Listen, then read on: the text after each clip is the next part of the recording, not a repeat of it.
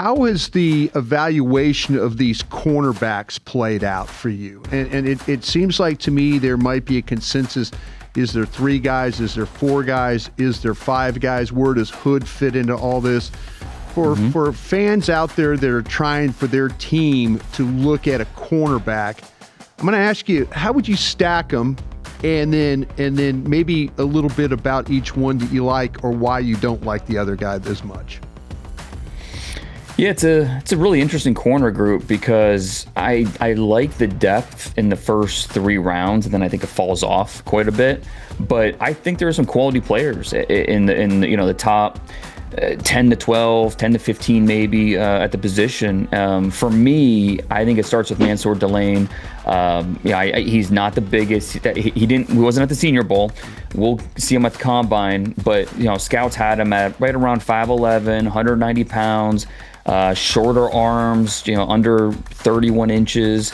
So the size isn't going to wow you, but you watch the film and, Brian, I don't have to tell you, you saw him all year. One of the few bright spots at LSU defense, just sticky coverage, man zone, has a good feel for route concepts and what they're trying to do. And so, Mansour Delane to me, even though the physical traits aren't elite, they are good enough where I feel good about everything else. And so he's right there at the top. And then it's the 2 Tennessee kids. And, Jermar McCoy is obviously interesting because we don't have any 2025 tape on him.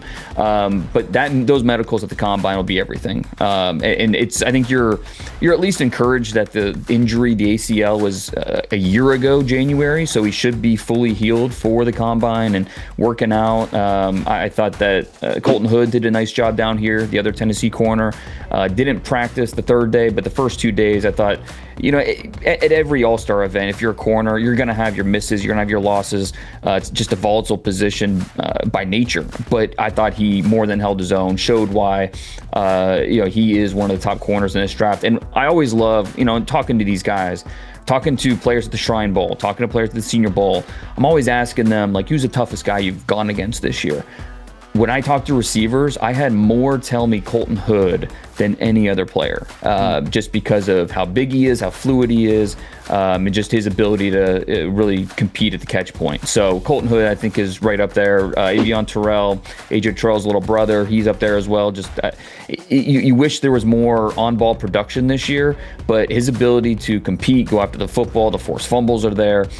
You love the attitude that he plays with. I think there's a little bit of a honey badger aura there, just with the way he plays. Very opportunistic, has a feel for what the offense is trying to do. So, and then another player I do want to mention is Chris Johnson, the San Diego State corner, who I thought had a really good week down here in Mobile. He's tall, he's over 6 foot, pretty lean. But the big thing I know scouts were questioning during the fall was how fast is he? Is he going to run in the 4.4s? Is he going to be more of a 4.55 guy? He held his own down here. He did not look slow at all. So Chris Johnson's a player that I think is on tape. Looks like a 2nd-round player to me. But I thought he helped himself and could be maybe even higher than that.